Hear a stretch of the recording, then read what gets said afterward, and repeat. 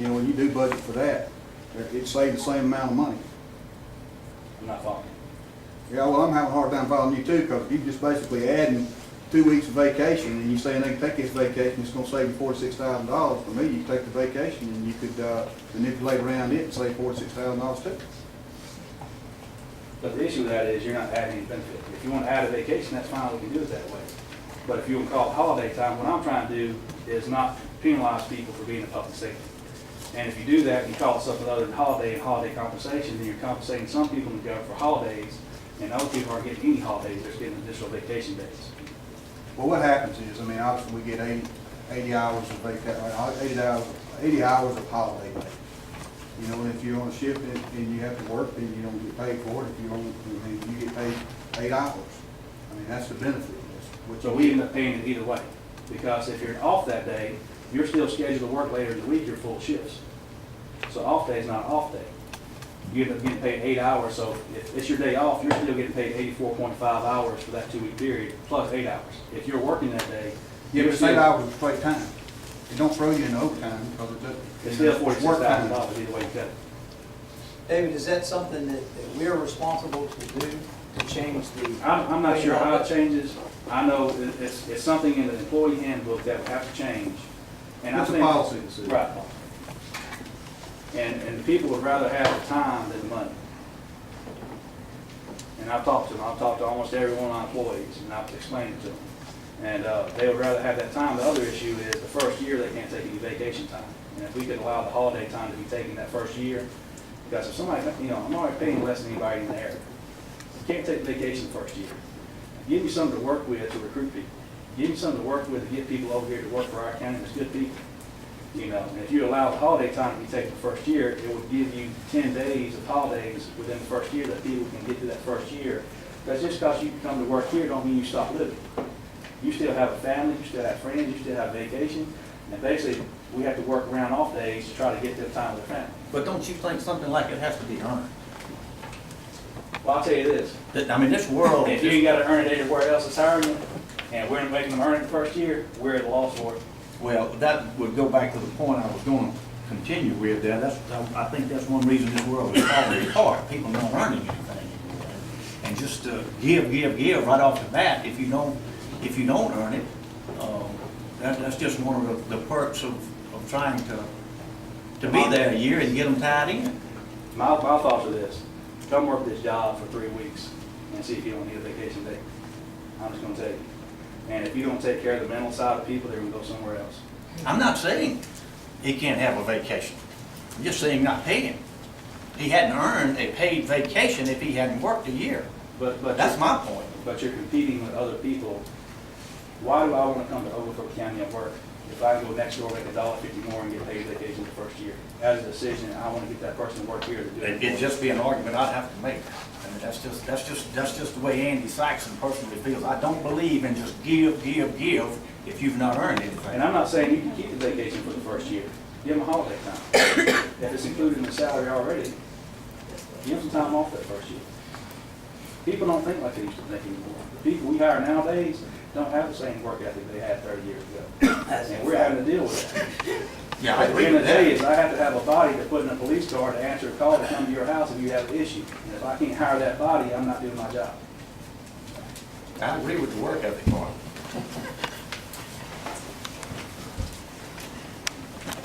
This is the regional salary comparison. These are the numbers. We're last place. Bottom line, that's the raw data. Every single category, we're last. Do you really feel like your chief deputy needs to be compared at a $90,000 salary with Georgia State Patrol? No, but I think he needs to be compared to Elbert County or something like that.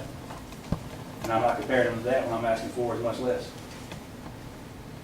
You suggesting the average over there is $63,000 for a chief deputy, which includes a $90,000 data point for Georgia State Patrol. That's 40%. Let's go to the second slide then. And also, before you move that one, if you would, back up. Is that in this book, Dave? Yes, it is.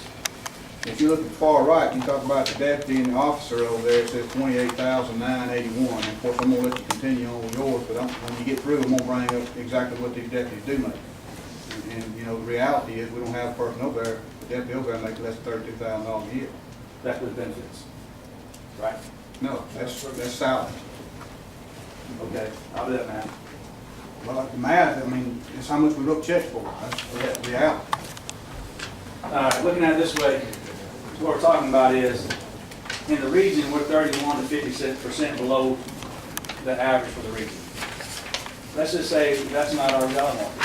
We're not in competition with the region. Let's just say we're in competition with other sheriff's offices, our rural sheriff's offices, which would include Madison County, Ellis County, Greene County, and Wilkes County. Those all touch us.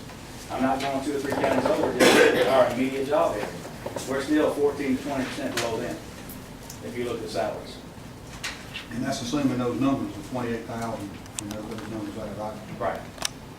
Now, if you don't compare apples to apples, this is what we pay them per hour times the number of hours per year. Same thing with them. Their hourly, their salaries, their hourly wage times the number of hours they work a year. Now, if you want to bring in vacation time and all this other stuff, if I can tell you 1323 times 2229.50 is that number right there. You know, I'm not gonna tell you what to calculate it out to, but I can tell you what we wrote the checks for. And that's what I'm telling you. Okay. So when you're looking at this, I had a sound meeting with everybody who wanted to come that works for me. And I laid it out for them. I don't BS, I tell the truth. And I told them, you're gonna be the lowest paid person in this area, period. But what I'm looking for is just try to get closer to the second to lowest paid. If you get me within 10%, I can work that and make the numbers work so we can keep them with other things where their quality of life and they're happy and things are going on. So my proposal is going from 28, 983, I just want to get over 30 by my calculations. And everybody has a requisite raise in that. And so what would it take to get from 28,983 to whatever you like? What is the percentage increase in salaries overall? Hourly rate, or how you want to call it? I want to know the bottom line figure. What would it cost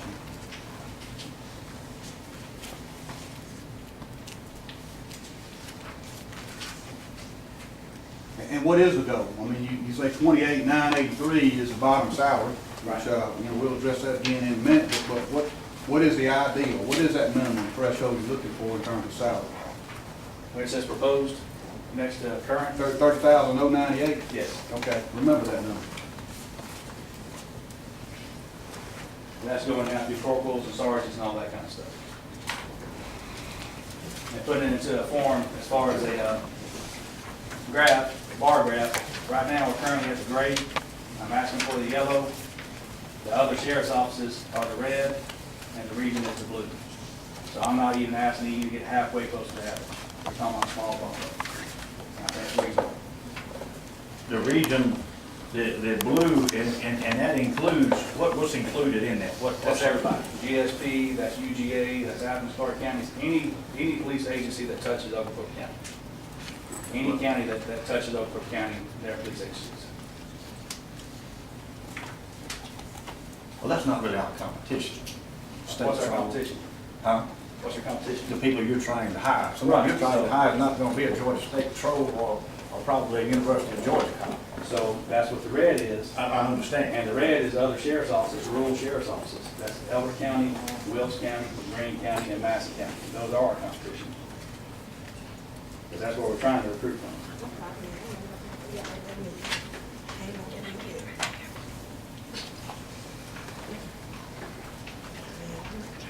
Now, let me be, before you move, let me be clear. What do you say your deputy salary is over there? What, 28, 28.9, you flip your page right there. Am I on the right page? Next page. There you go. 28,983.50. Yes, sir.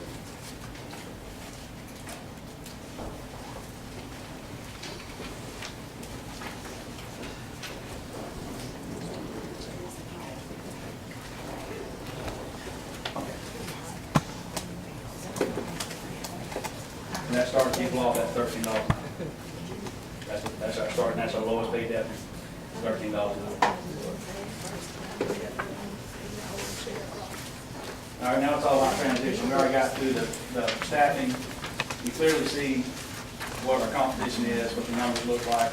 I believe I've clearly shown that we need 12 deputies. That's a done deal. Talk about the one-time cost, and this is also included. And if you want to go by line, I don't mind, I'll explain every one of these.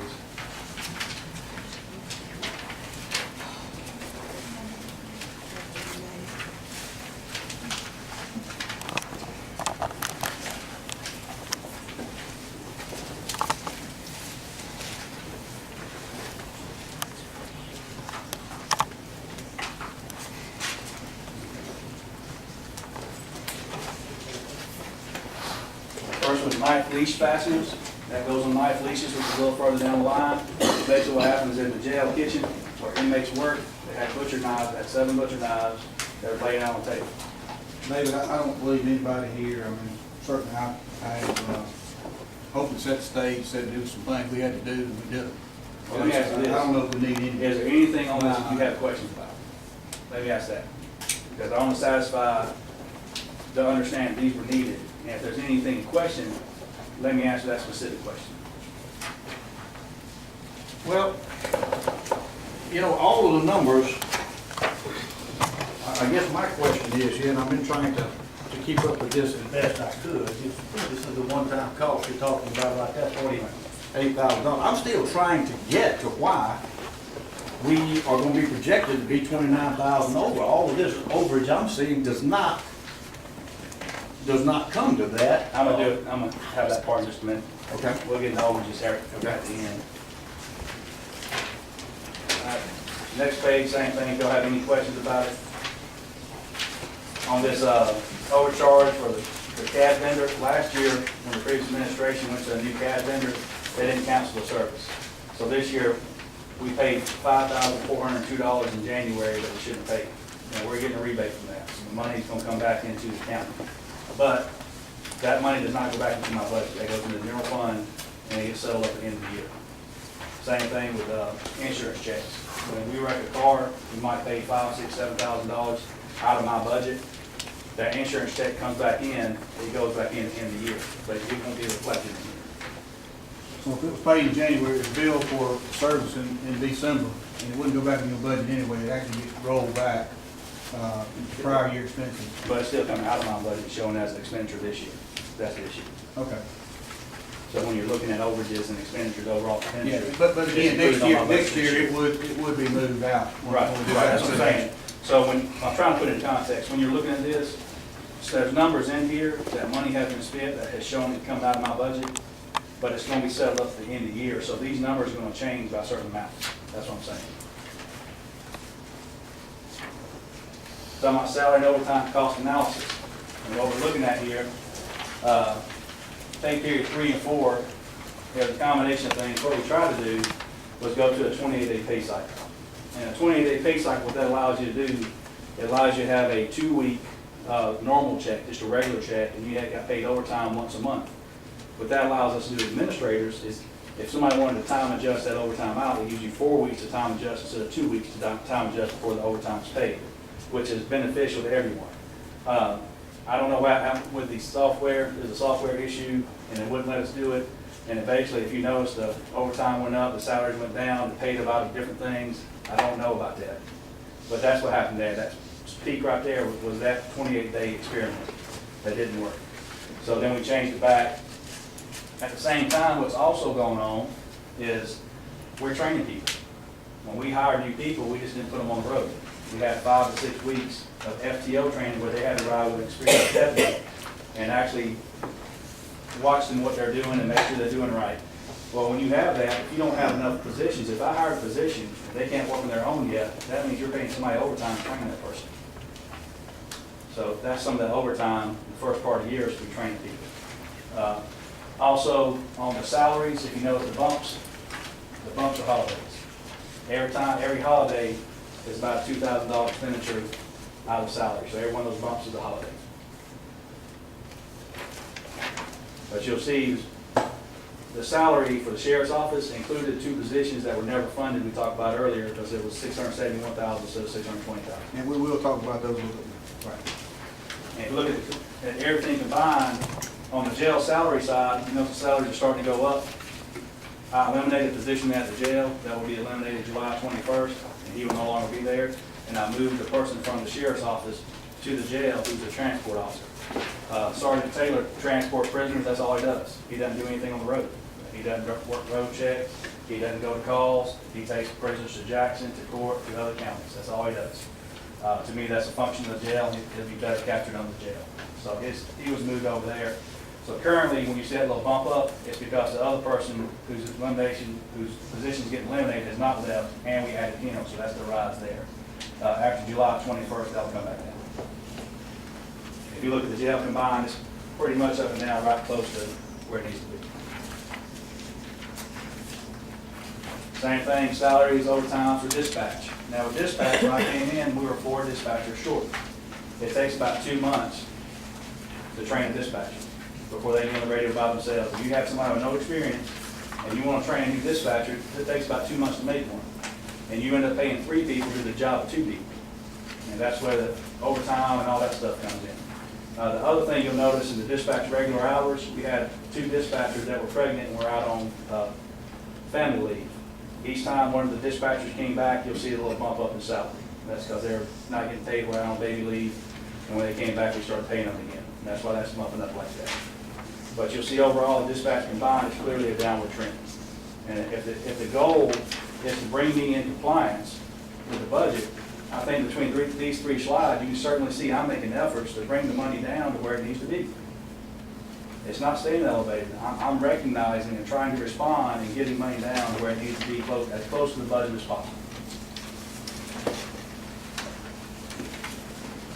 It's close to the current budget, if possible. Yes. Budget expenditure is not accounted for in the current budget. $46,488 was not budgeted. The 2 road deputy positions was not budgeted. And then the budget was reduced last year by $50,000. So in addition, when you're looking at what I'm over this year, be mindful that the budget was reduced $50,000 last year.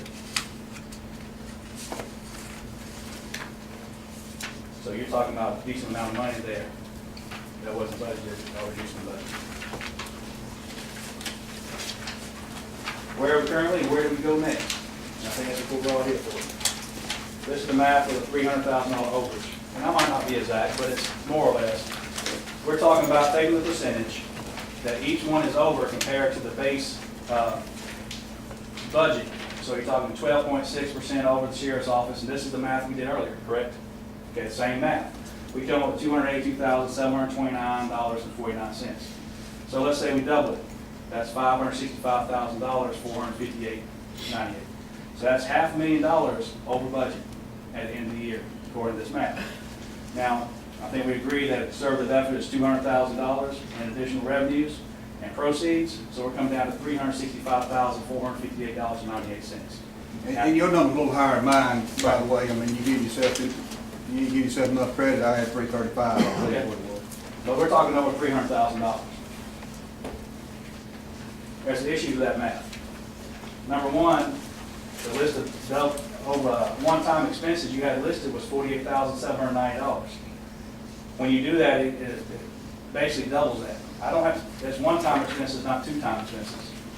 I don't have to buy that stuff again. I don't have to, buy another knife leash. I don't have to buy other stuff. That's a one-time expense. But basically, you're doubling those expenses.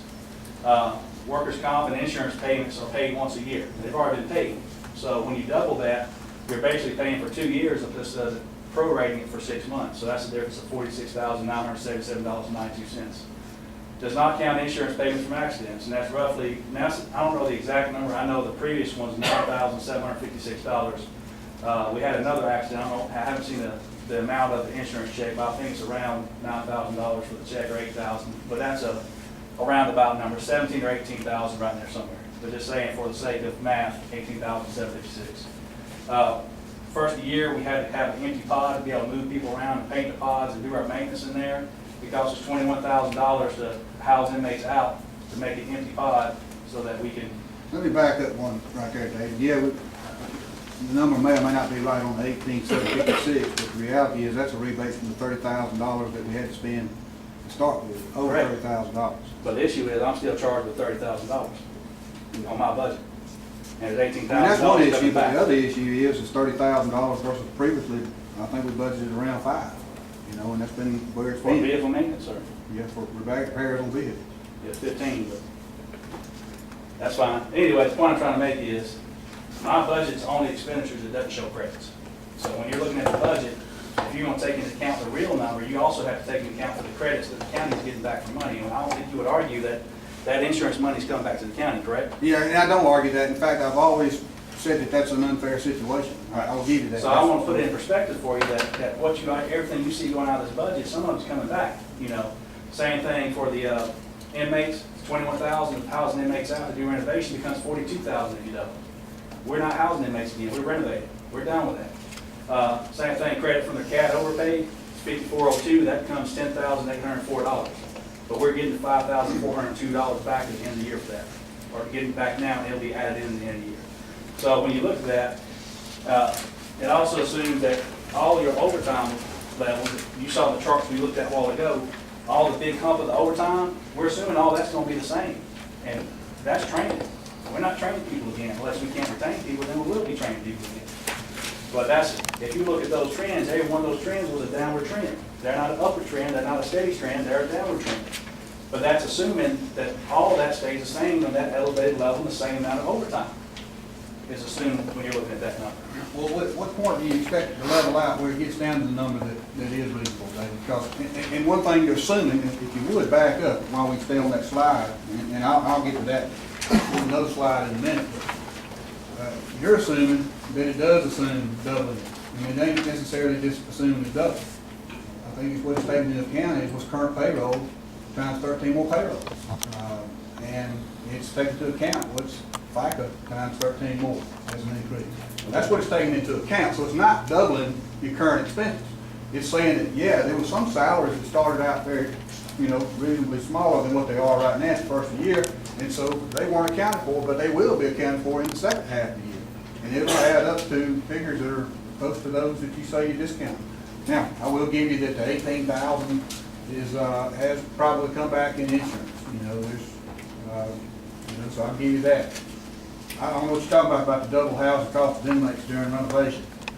You put 21, I mean, you took some over to 21,000, I think that's 2,100 there, but that's 21,000 that we spent with Oconee County, and you had a good idea. I'm gonna tell you right now, you had a good idea. We'll take our female inmates and we'll put them over to Oconee County, and that'll give us a whole pod instead of a partial pod, and we'll house somebody else in net effect. And that's all well and good, but the problem with inmates is you never know when you're gonna be able to get them when you can't. I mean, you're willing to take them, but if they don't give them to you, you can't get them, and that's what we got. We had nobody in our jail, and they had $21,000 worth in Oconee. So, I mean, that wasn't, I don't know if that was necessarily cost their realization, but it's just a good idea that, you know, to no fault of you, didn't go with it. So saying that we assume I'll give you the same amount of overtime, saying it's the same. I'm not saying it's gonna be less. Let's say it's the same. Let's do those numbers. Let's extrapolate the real number.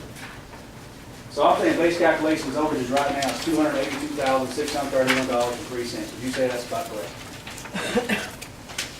That's percentage times the budget that we're over right now. Say that again, please. This is the percentage that we're over times the base budget to give you that number. Yeah, over the gross. Right. Okay, yeah. So that's the number we're talking about. So you subtract what it costs for workers' comp and insurance paid that we're not gonna pay again. Because that's already included in that number. If you prorate for 6 months, it's already in there. And if you, so let's take that away, because we're trying to figure out what's gonna cost the next 6 months. I mean, workers' comp's one of the few things, I mean, retirement, that's gonna go on each pay period. I mean, it's just one of the things, it's a one-time payment. So let's subtract the one-time fees and fee for housing inmates during renovations, because we're not doing one-time fees, we're not housing any inmates out again. So let's subtract that from that 282, because we're not gonna pay that again. Let's give a credit back in there for the CAD system and also for the insurance payments from the accidents. That's $24,158. We're not gonna pay that again because we're getting money back from it, so you can subtract that from that total. Adjust the total first 6 months, the next 6 months cost, you figure $141,704.82 is what we're gonna be over. That's assuming that all the overtime and everything else stays the same. That's the same level. So if you add those two numbers together, that gives you $424,335.85. Now, I think we agreed that the conservative effort is $200,000 in revenue and proceeds for the next 6 months. So that number is $224,335.85. Anybody have an issue with that math? don't have an issue with math, but I gotta tell you, the assumptions that we're just doubling the figures is not right, you know, we have demonstrated. All right, take your number, plug in the same subtractions from it and see what you come up with. Well, I'll just show you what it's gonna cost us the rest of the year, that'd be the number that we're gonna have to spend, you know, and then we can take those out, and I'm sure you did take those out when you prepared the 2018 budget, did you not? I did. And that's a reasonable thing to do. But if you take what we've currently spent through 6 months and you add 6 more months worth of salaries, I mean, we're not going to be backing those off. They're already there, they have been paid for, and we're going to have those expenses through the rest of the year, and the numbers are going to be pretty much what we present.